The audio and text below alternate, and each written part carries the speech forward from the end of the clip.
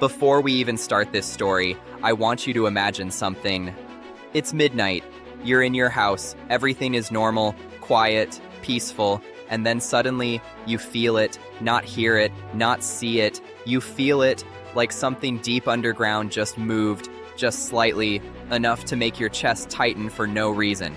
Now ask yourself this. Would you ignore that feeling, or would you step outside and check? Because in this village, that exact moment changed everything. 12:03 a.m. No alarms, no warnings, just a strange heaviness in the air. Dogs barking nonstop. But not like usual. This wasn't random noise. It was panic. Pure panic. As if they sensed something humans couldn't. Birds. Completely gone. Not a single one in the sky. And the river. The river sounded wrong. Deeper. Louder. Like it was struggling to hold something back. Now imagine standing there, staring into the darkness, trying to understand what's happening. And then you look toward the dam, barely visible in the distance, and for a split second, you see something, a shadow, moving across it. But here's the question. Was it real? Or just your mind trying to make sense of the unknown? Because the people who saw it never got the chance to find out. 12:06 a.m. The first sound hits, a deep crack, not loud enough to cause panic, but enough to make people pause, look around, question everything. Some think it's thunder, others think it's just the structure settling, but then it happens again.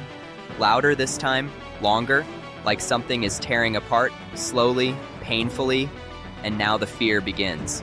Not fully, not yet, just enough to make people uneasy.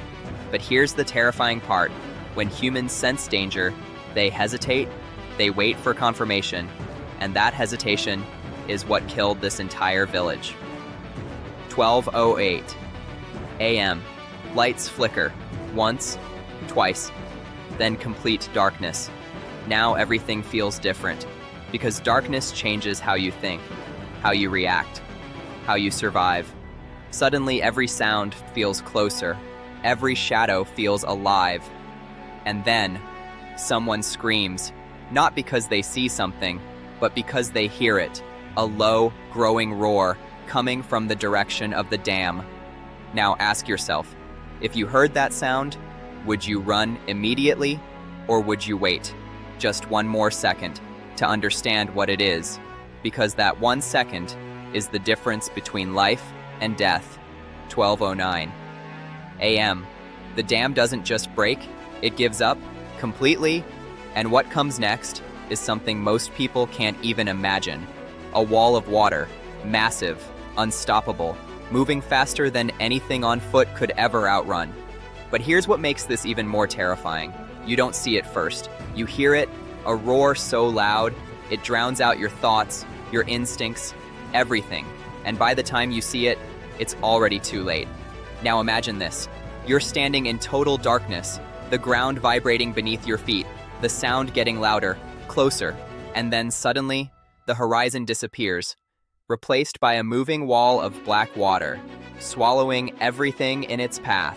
Houses, trees, people, gone in seconds. Now think about this. What would you do? Run uphill, climb something, hide? Because every option feels right, but almost all of them lead to the same ending. People ran, but the water was faster. People climbed, but the force ripped everything down. People hid, but water doesn't stop. It fills, it crushes, it takes everything with it. And within minutes, the entire village disappeared. No lights, no voices, no movement, just darkness, and water, and silence. Complete silence. But here's where the story stops making sense. Because when the water went down, the village didn't just look destroyed. It looked abandoned, like something else had happened, something no one was prepared to explain. And what rescuers found the next morning made this disaster far more terrifying than anyone expected. Now imagine this. You survive the night. Somehow, you're standing miles away, soaked, shaking, barely able to process what just happened. And as the sun rises, you expect to see destruction, chaos, bodies, something that makes sense, but instead, what you see feels wrong, because the village is gone. Not damaged, not partially destroyed, completely erased, like it never existed. Now here's the question. How does an entire village just disappear overnight without leaving anything behind? Because that's exactly what rescuers were trying to understand when they arrived that morning.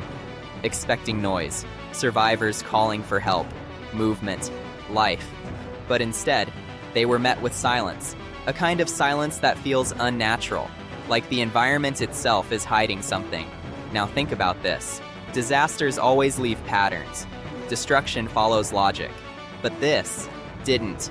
Houses were broken, but not the way water should break them. Objects were scattered, but not randomly. It was like everything had been moved, repositioned, almost deliberately, and then came the most disturbing detail. There were almost no bodies. Now stop and think about that. Hundreds of people, gone. But where did they go? Swept away? Maybe. But then why were there no remains nearby? No traces downstream? Nothing that matched the scale of the disaster. And that's when survivors started talking, quietly at first, then more openly. They said the water didn't feel normal. It didn't just hit them, it surrounded them, moved differently, like it had direction, intention. Some claimed they heard voices inside the flood, not screams, not echoes, but whispers, clear enough to notice, impossible to understand, calling out names, repeating words. Now ask yourself, how can water carry voices? And more importantly, why were different people describing the exact same thing without ever speaking to each other? As investigators searched deeper, more things stopped making sense. Clocks frozen at 12:09 a.m., the exact moment of impact. But some stopped earlier, before the collapse even happened, like something had already begun before anyone realized. And then came the discovery near the dam, a massive broken section of concrete, covered in deep scratches, long, unnatural, repeating marks, not caused by debris, not caused by impact, but something else, something that shouldn't be there. Now here's the question.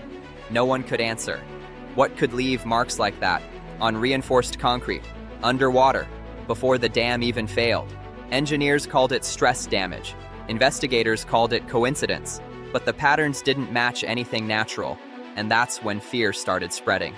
Not panic, not officially, but quietly. Because even trained professionals began noticing something else. A feeling, like they were being watched, especially near the water.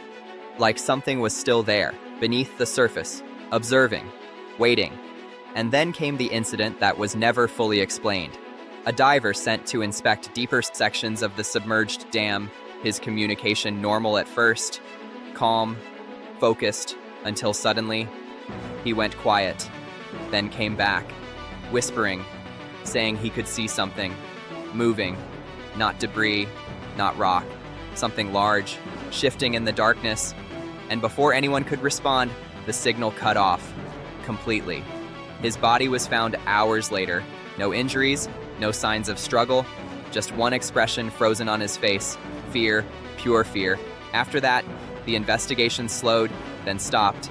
Officially, it was declared a structural failure, a tragic accident, nothing more. But locals, they don't believe that, because even today, no one lives there, no one stays after dark, and the river, it still sounds wrong, louder, deeper, like it's hiding something. And sometimes, late at night, if you stand close enough, you might hear it too. Faint whispers, carried through the water, reminding you that the village didn't just disappear, it was taken.